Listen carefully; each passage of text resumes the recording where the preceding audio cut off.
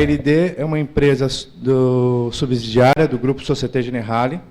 É um grupo financeiro presente globalmente em vários países. Nós somos especializados em gestão e terceirização de frotas, né?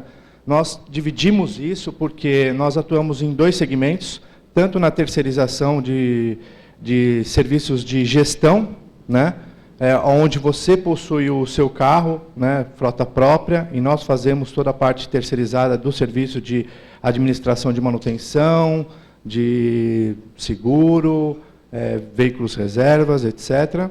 Assim como também nós fazemos todo esse portfólio de serviços, mas oferecemos também o veículo alugado. Temos mais de 50 anos de experiência, né, no mundo. Temos hoje mais de 1.300.000 veículos sendo administrados por nós. Atuamos em mais de 100 mil clientes, presença em 47 países e somos bastante preocupados com a questão da qualidade e da certificação nos nossos processos para atendimento dos nossos clientes. Bom, eu falei um pouquinho dessa experiência da LD, porque enquanto eu estava aqui observando as outras pessoas que estavam apresentando, inclusive o Flávio comentou bastante a respeito disso, nós estamos vivendo num momento do país, um momento bastante complicado, que causa certamente insegurança para muitas pessoas, né? E aí eu comecei a refletir, pensar um pouco sobre a minha vida e também refletindo um pouco sobre a questão da LD Automotive, né?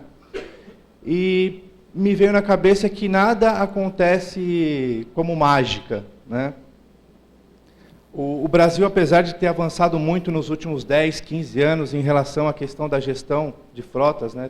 Temos amadurecido muito nesses últimos anos, nós ainda estamos engatinhando no que diz respeito a conceitos e a cultura de gestão de frota, né? Outros países, né, como a gente vê na nossa experiência de 50 anos, já tem isso, né, muito mais enraizado, né? E sim, são conhecimentos que são trazidos de outros segmentos, como, por exemplo, o da aviação. E o que eu trouxe para discutir aqui um pouco com vocês, ele sai um pouco fora da questão do tema da segurança, mas ele tem muito a ver com a questão da nossa capacitação, né? O motivo pelo qual eu pensei esse conteúdo para vocês foi no sentido de pensar como vocês, né, gestores de frotas, podem atuar no dia a dia de vocês de uma forma diferente para que possam conhecer melhor a jornada do usuário e ter uma mudança de atitude, com o objetivo de melhorar a experiência do condutor. E com isso, né, eu acredito que melhorando a experiência do condutor, a gente consiga também atingir o objetivo principal, que é a redução dos acidentes e melhoria da segurança no nosso trânsito. O que é a jornada do usuário? Alguém aqui já ouviu falar a respeito dessa teoria? Não? Pois bem, esse tipo de temática tem sido abordado cada vez mais pelas empresas, principalmente as empresas mais jovens, né, as empresas ditas empresas.com, né, que utilizam dessa metodologia para avaliar o perfil do seu consumidor, para fazer com que ela possa interagir melhor com esse usuário, desde o início, entender como ele se aproxima do seu produto ou do seu serviço, né? Ou então, durante o processo de utilização do serviço ou de um produto. Quando a gente pensa na jornada do usuário, a gente pensa numa investigação bastante profunda de quem é esse usuário do nosso serviço.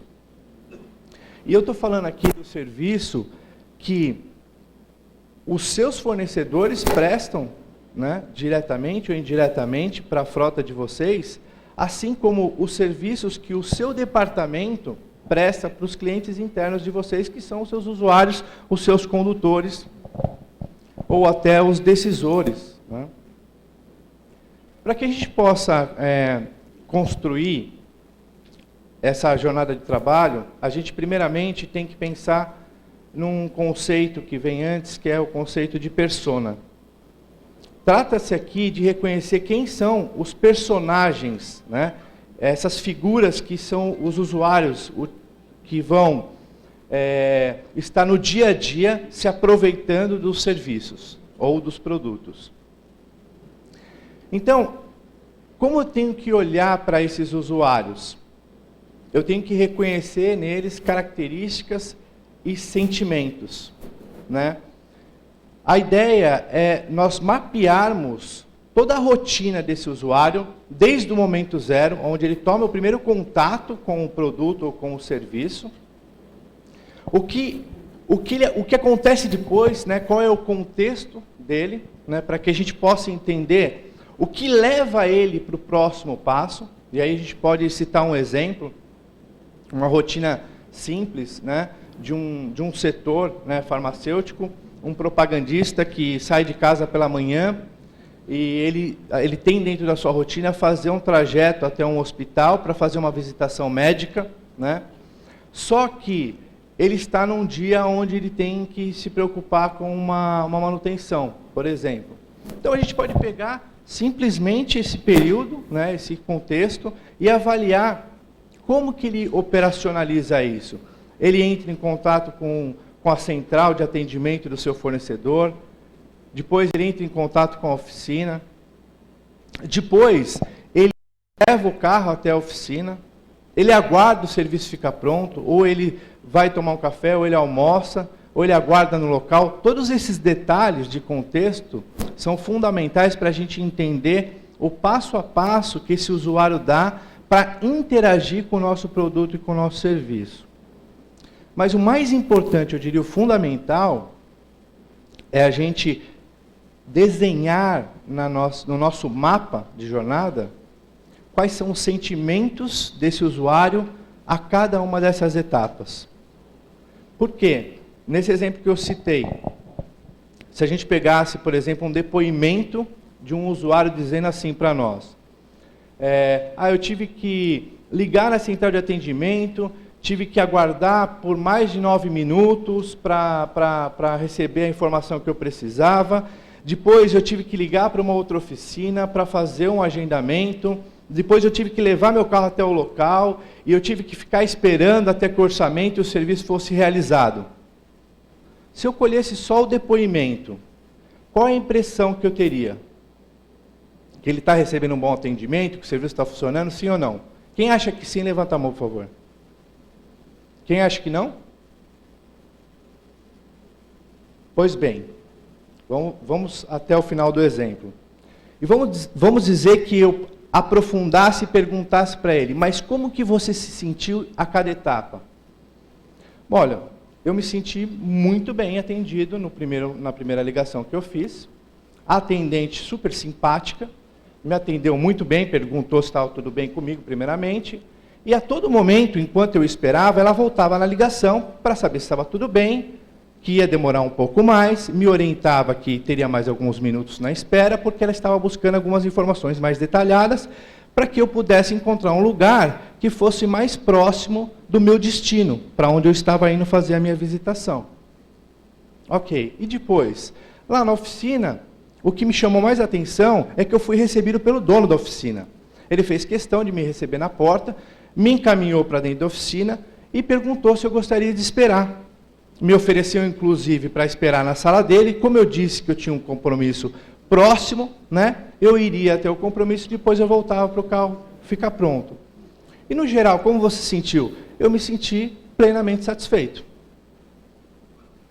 Então, por isso que eu queria dizer para vocês que não basta só a gente colher o depoimento isoladamente, sem colher o sentimento do usuário. É fundamental, porque ele poderia ter dado um depoimento também muito mais simplista do que esse, e a gente ficar achando que ele foi bem atendido, quando na verdade ele estaria insatisfeito com o serviço, não estaria feliz com o serviço que estava recebendo. Nesse sentido, o que eu queria mostrar para vocês é que, assim, o quanto é importante a gente reconhecer experiências do usuário se nós estamos entregando aquilo que é a expectativa dele, né?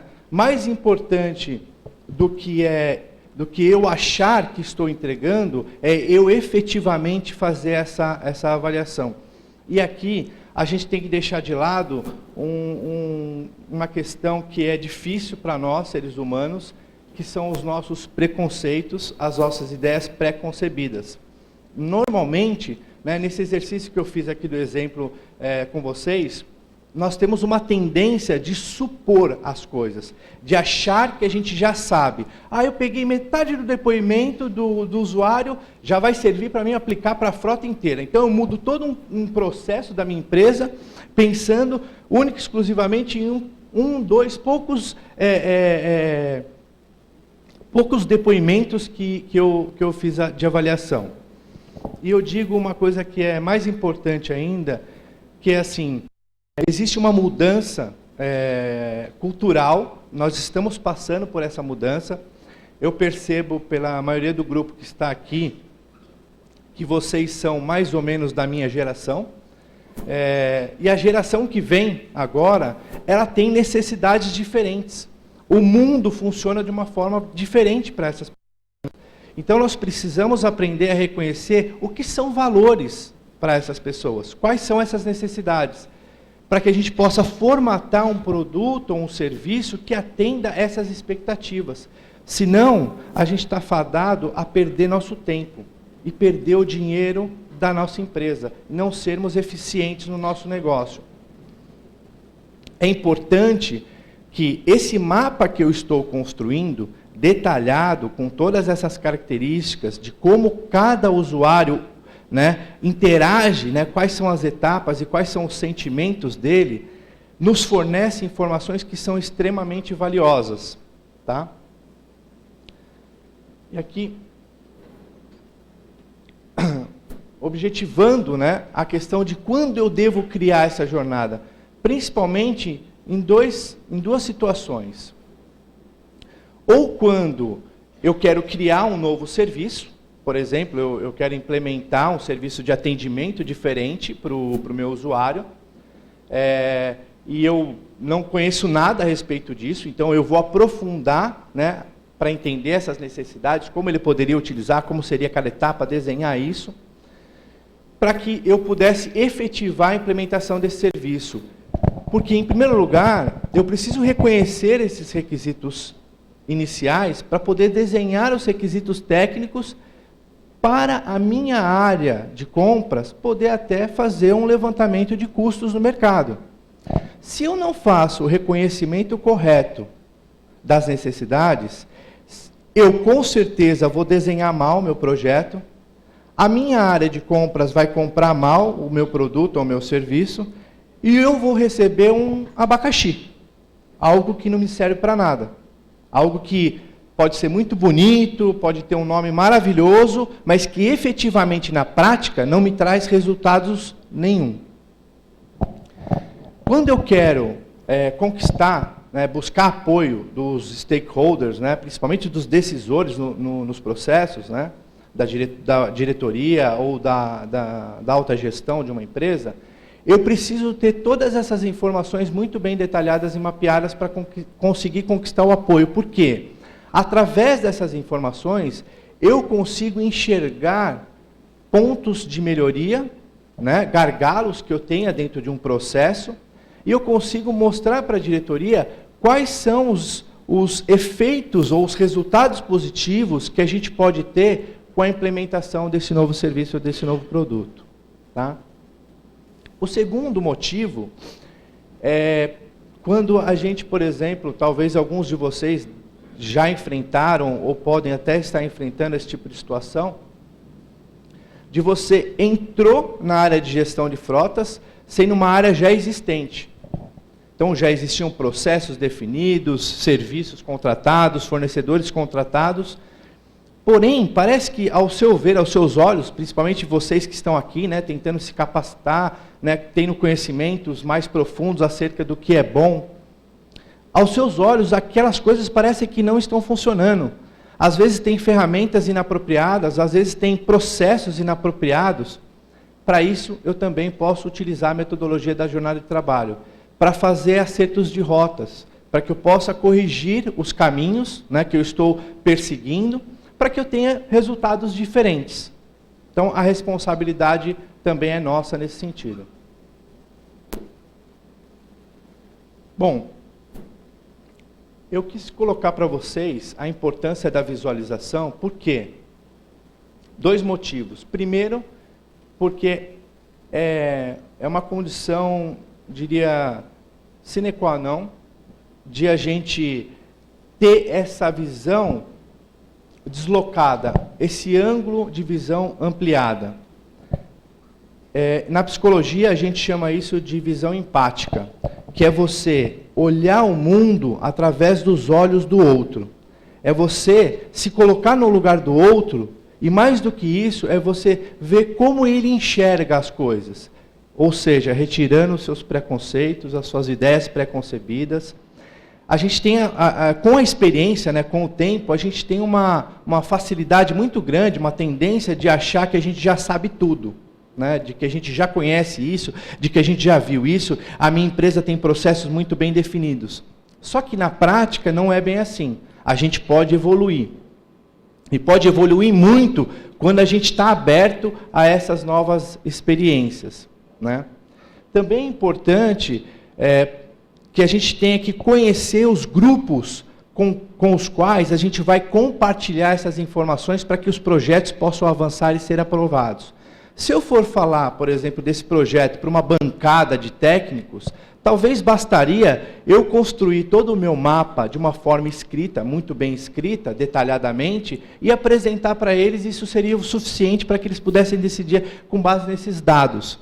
Talvez ficasse mais interessante se fosse um público diferente, um diretor, uma diretoria, um comitê mais executivo, eu colocar figuras que possam representar cada etapa desse processo, porque visualmente esses decisores têm uma maior facilidade de tomar a decisão.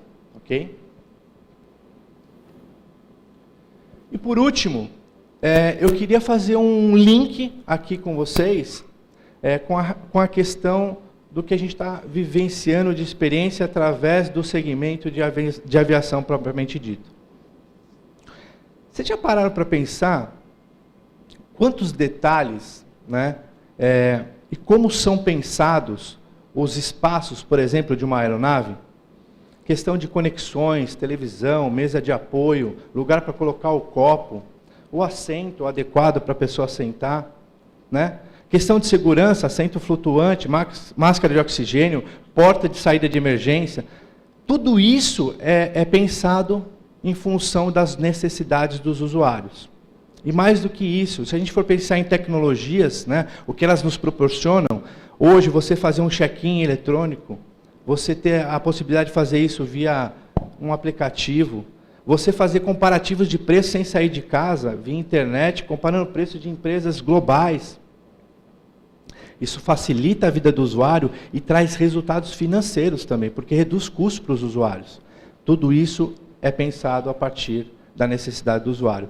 Seria possível a gente ter esse resultado que a gente visualiza e sente na prática do dia a dia? Aqui eu não estou colocando no mérito qual é a melhor, qual a pior companhia na visão de cada um de nós. Eu garanto que cada um de vocês tem uma experiência diferente com cada companhia. Mas seria possível isso se a companhia aérea não olhasse o usuário dela a partir dessa metodologia? Ela pensa em cada detalhe, ela avalia a experiência de cada usuário. Então, nesse sentido, o que eu queria deixar para vocês, para reflexão, é como que a gente pode usar esse conhecimento prático no nosso dia a dia para mudar a experiência do nosso usuário. Ok? Obrigado. Bom dia a todos.